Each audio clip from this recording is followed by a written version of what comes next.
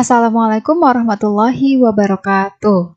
Pada pertemuan kali ini, Ibu akan membahas materi selanjutnya mengenai statistika, yaitu materi median, modus, dan jangkauan. Sebelum kita mulai belajar, mari kita berdoa menurut agama dan kepercayaan masing-masing. Untuk yang beragama Islam, kita baca Bismillah. Bismillahirrahmanirrahim. Semoga apa yang akan kita pelajari dapat dengan mudah kita pahami. Amin. Oke, peta konsepnya pertama mengenai modus. Modus nanti terbagi contohnya menjadi modus data tunggal dan modus data dalam tabel. Kemudian median terbagi menjadi median data genap dan data ganjil yang masing-masing ada rumusnya. Kemudian juga median untuk data di dalam tabel terbagi menjadi data genap dan data ganjil yang masing-masing juga memiliki rumusnya. Nanti kita bahas satu persatu. Daftar isinya modus data, median data dalam tabel, dan jangkauan data. Yang pertama, modus data. Apa sih modus data? Modus adalah data yang paling banyak muncul. Oke, berarti modus data pada tabel, ketika di tabel akan terdapat frekuensi ya, maka data yang memiliki frekuensi paling banyak. Kita ke contoh soal. Yang pertama, modus dari data 8756957657585 adalah, kita jawab, modusnya 5. Mengapa? Karena kalau kita lihat, angka 5 munculnya 1 kali, 2 kali, 3 kali, dan 4 kali. Sedangkan angka lainnya munculnya tidak sebanyak 5. Coba kita lihat angka 8, 1 kali dan 2 kali. 8 hanya 2 kali. Yang lain juga muncul lebih sedikit daripada 5, sehingga 5 adalah modusnya. Karena paling banyak muncul sebanyak 4 kali. Ya, pengertian modus adalah nilai yang paling banyak muncul. Contoh yang kedua, modus dari data hasil ulangan matematika di bawah ini adalah, oke, tadi modus untuk tabel artinya yang frekuensinya paling banyak, paling besar. Coba kita lihat yang paling besar frekuensinya apa? Ini ya, frekuensinya 10 itu paling besar. Sehingga modusnya adalah nilainya. Nilainya angka 10, nilainya yang muncul 10 kali adalah 6. Karena 6 memiliki frekuensi 10, paling banyak. Jadi modusnya adalah 6. Selanjutnya ada gambar seperti ini. Komposisi tenaga kerja tahun 2014 sampai 2018 berdasarkan pendidikan yang ditamatkan. Setujukah kamu dengan pernyataan berikut?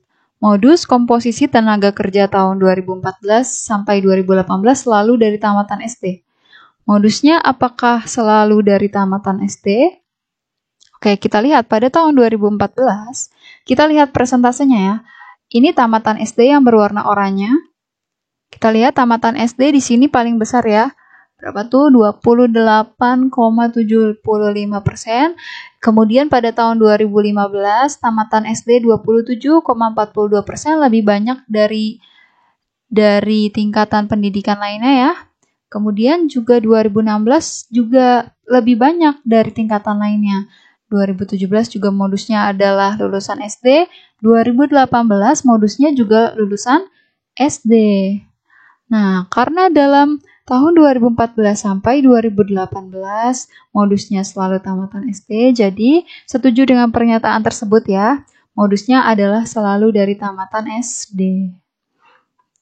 Selanjutnya, berdasarkan data di samping, kelompok umur positif COVID-19,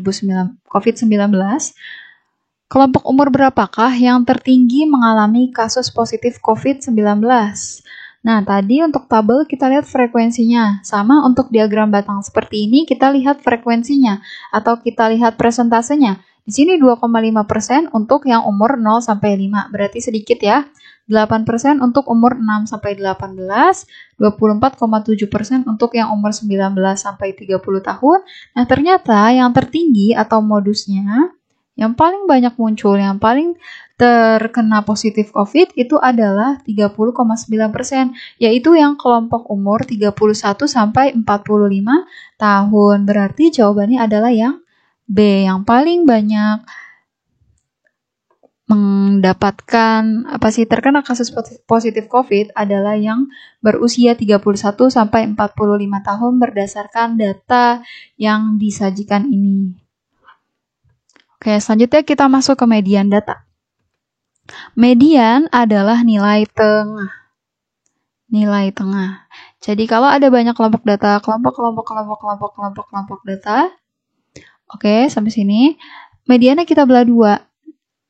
Nah, datanya kita belah 2 sehingga nilai yang ini adalah nilai tengahnya. Oke, median adalah nilai tengah data setelah data diurutkan. Jadi, nilai tengah, tapi ada syaratnya lagi. Datanya harus diurutkan. Kalau data belum diurutkan, maka salah. Harus diurutkan terlebih dahulu. Nah, nanti kita bagi berdasarkan datanya ganjil atau datanya genap. Kalau datanya ganjil, mediannya langsung nilai tengahnya saja.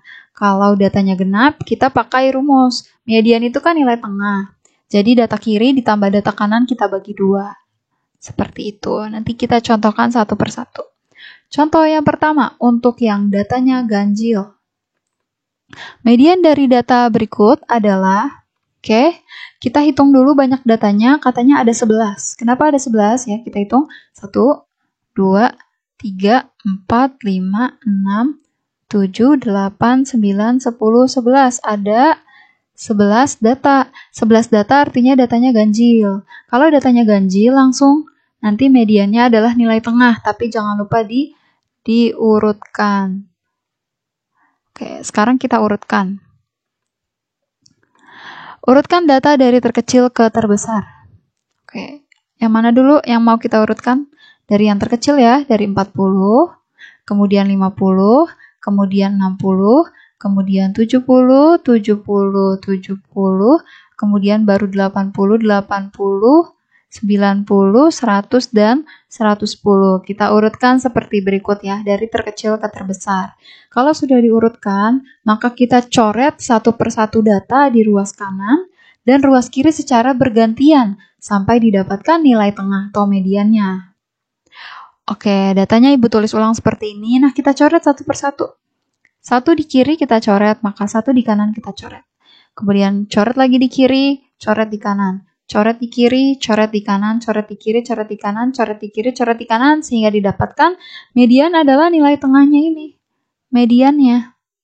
Oke, kalau Ibu ikuti dari gambar sini ya, kiri kanan, kiri kanan, kiri kanan, maka di daerah kiri itu ada 5 data dan di daerah kanan juga ada 5 data. Harus adil ya kanan dan kiri.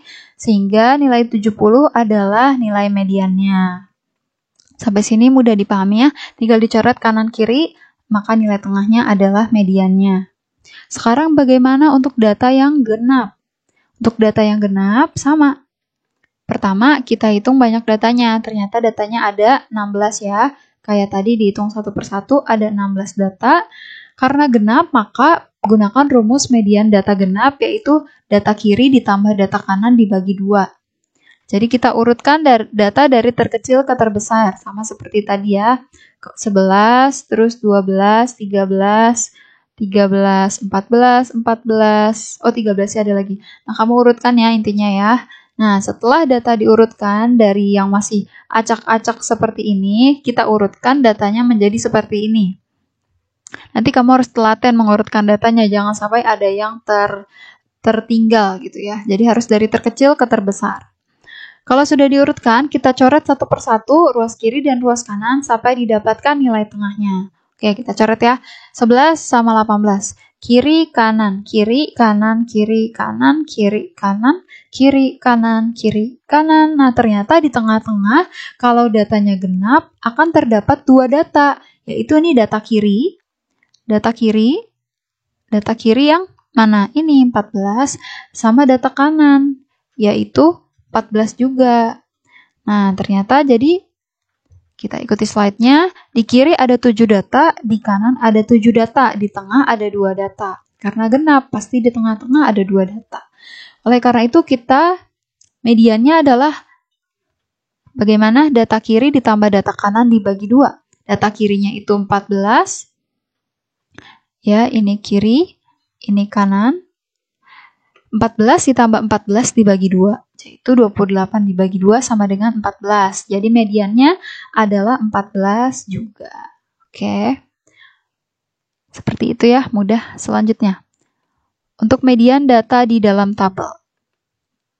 Median data ganjil, mediannya itu adalah nilai ke n tambah 1 bagi 2. Median data genap, mediannya itu adalah nilai ke n per 2 ditambah nilai ke n per 2 tambah 1 dibagi 2. Mungkin kelihatannya rumusnya rada panjang, tapi nanti gampang ketika kita sudah melihat ke contohnya. Contoh soal, tentukan median data pada tabel frekuensi berikut. Oke, ada nilai dan ada frekuensinya masing-masing. Artinya yang dapat nilai 65 itu ada 6 orang, 70 ada 8 orang, 75 ada 11 orang, 80 ada 10 orang, 85 ada 9 orang, 90 ada 7 orang, 95 ada 4 orang. Kita jawab. Kita kan butuh tahu dia datanya ganjil atau genap ya. Maka yang langkah yang pertama adalah jumlahkan. Jumlahkan frekuensinya. Kita jumlah 6, tambah 8, tambah 11, tambah 10, tambah 9, tambah 7, tambah 4. Jumlahnya adalah 55. 55 itu kita sebut N ya. N-nya sama dengan 55. 55 adalah bilangan ganjil. Oleh karena itu, karena ganjil, maka rumusnya adalah mediannya adalah nilai N tambah 1 per 2. N tambah 1 per 2. N-nya adalah 55. Sehingga mediannya sama dengan nilai ke 55 tambah 1 bagi 2. 55 tambah 1 adalah 56. 56 bagi 2 adalah nilai ke 28. Permasalahannya nilai ke 28 itu yang mana sih? Ibu hapus dulu. Nah, kita urutkan. Ini kan frekuensi 6, artinya dari nilai ke 1 sampai nilai ke 6. Oke. Kemudian, sekarang kita ke sini. Frekuensinya 8, artinya kan setelah nilai ke-6 tuh nilai ke-7 ya. Nilai ke-7 sampai nilai ke-14. Kenapa? Dapetnya dari mana tuh?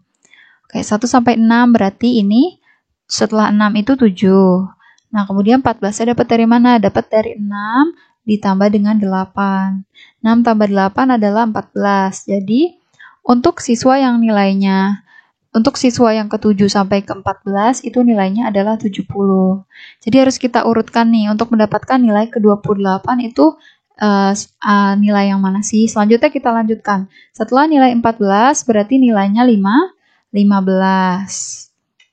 Kemudian untuk yang ini dapat dari mana? 14 ditambah 10. 14 tambah 10 adalah 25. Selanjutnya setelah 25 adalah 26. Kemudian untuk yang 35 didapat dari 25 ditambah dengan 10. Sama dengan 35. Oke. Nah, ternyata kan kita ditanya nilai ke-28.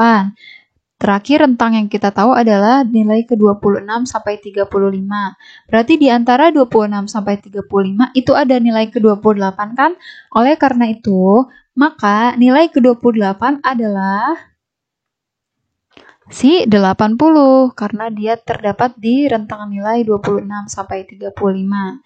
Maka nilai ke-28 adalah 80. Jadi mediannya adalah 80.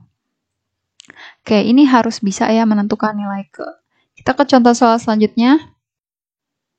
Oke, contoh soal median data genap dalam tabel. Data genap dalam tabel, contohnya tentukan mediannya. Pertama kita jumlahkan dulu frekuensinya 2 tambah 4 tambah 5 tambah 5 tambah 9 tambah 3 tambah 4 jumlahnya adalah 32. Jadi banyak data atau N-nya adalah 32. 32 adalah bilangan genap sehingga rumusnya adalah median sama dengan nilai ke N per 2 ditambah nilai ke N per 2 tambah 1 dibagi 2. Jadi di sini nanti kita ganti N-nya 32, N-nya 32 menjadi nilai ke-32 per 2 tambah nilai ke-32 per 2 tambah 1 dibagi 2. 32 dibagi 2 adalah 16. 32 dibagi 2 adalah 16. Jadi nilai ke-16 ditambah nilai ke-16 tambah 1 dibagi 2. 16 tambah 1 menjadi 17. Jadinya nilai ke-16 tambah nilai ke-17 dibagi 2. Masalahnya kita harus cari tahu nilai ke-16 itu berapa. Oke, kita tulis nilai ke. Frekuensinya 2 artinya ini adalah nilai ke-1 sampai ke-2. Berarti setelah nilai ke-2 adalah nilai ke-3. 3 sampai ke 6. Kenapa sampai ke 6? Karena 2 tambah 4 adalah 6. Setelah 6 adalah nilai ke-7. 7 sampai 11. Kenapa 11? Karena 6 ditambah 5. Kemudian setelah 11 adalah 12. Kenapa sampai 16? Karena 11 tambah 5 adalah 16. Setelah 16 adalah 17. Kenapa sampai 25? Karena 16 ditambah 9 adalah 25. Karena data yang kita minta yaitu nilai ke-16 sama ke-17 sudah ada nih di sini ya kan. 16 ada, 17 ada. Ini nilai ke-16 maksudnya nilai ke-16 dan nilai ke-17. Berarti bisa kita masukkan ke rumus. Nilai ke-16-nya berapa? Nilai ke-16-nya ini 7. Nilai ke-17-nya ini 8. Jadi nanti mediannya adalah di antara 7 dan 8. Nilai ke-16-nya kita tulis tadi 7, nilai ke-17-nya 8, kita bagi 2. 7 tambah 8 adalah 15, 15 dibagi 2 adalah 7,5. Jadi mediannya adalah 7,5. Seperti itu. Harus banyak latihan untuk dapat memahaminya ya. Selanjutnya jangkauan data. Jangkauan data adalah selisih nilai terbesar dan nilai terkecil dari suatu data. Oke. Nilai terbesar dikurangi nilai terkecil. Contoh soal mudah nih jangkauan. Jangkauan dari data 97, 76, 97, 74, 78, 79, 76, 97, 65. Berarti tinggal kita tentukan nilai terbesarnya adalah 97 dan nilai terkecilnya adalah 65. Sehingga jangkauan adalah nilai terbesar dikurangi nilai terkecil 97 dikurangi 65 sama dengan 32. Mudah ya. Kemudian contoh soal yang kedua untuk tabel. Sama kita tentukan. Nilai terbesarnya adalah ini, 160. Nilainya tinggi badannya ya. Kemudian nilai terkecilnya yaitu 154. Sehingga jangkauannya 160 dikurangi 154 sama dengan 6. Oke, ini contoh yang terakhir. Perhatikan infografis berikut. Tentang mengenai gaji pegawai di Indonesia dari Badan Pusat Statistik. Kita lihat di sini untuk rentang usia 15 sampai 19 tahun, gaji terendahnya 1 juta sekian, tertingginya 2 juta sekian. Untuk usia 20 sampai 24 tahun, terendahnya 1 juta sekian, tertingginya 3 juta sekian. Untuk usia 25 sampai 34 tahun, terendahnya 2 juta sekian, tertingginya 4 juta sekian. Untuk usia 55 sampai 59 tahun, terendahnya 6 juta, tertingginya 7 juta sekian. Pertanyaannya, berapakah jangkauan gaji pegawai di Indonesia? Yang kedua, pada rentang usia berapakah paling tinggi selisih gaji terendah dengan tertingginya? Oke. Pertama, jangkauannya nilai terbesar dan nilai terkecil. Karena yang ditanya gaji pegawai artinya gaji pegawai keseluruhan dari yang usia 15 tahun sampai yang usia 59 tahun. Nilai terbesar dikurangi nilai terkecil. Dari angka-angka yang ada di sini, nilai terbesarnya adalah 7 juta ya. 7.800.000 sekian. Nilai terkecilnya adalah 1.100.000 sekian. Sehingga jangkauannya 7.830.255 dikurangi 1.194.825 sama dengan 6.635.430 rupiah. Ini adalah jangkauan dari gaji pegawai di Indonesia. Jangkauannya besar ya, selisihnya 6 jutaan. Kemudian usia 15 sampai 19 tahun kita hitung. Kan tadi ditanya selisih gaji terendah dengan tertingginya pada rentang usia. Sekarang kita hitung rentang usia masing-masing. Untuk usia 15 sampai 19 tahun, jangkauannya berapa? Nanti tinggal dikurangi ya. 2.409.000 sekian dikurangi 1.194.000 sekian, hasilnya adalah 855.000 sekian.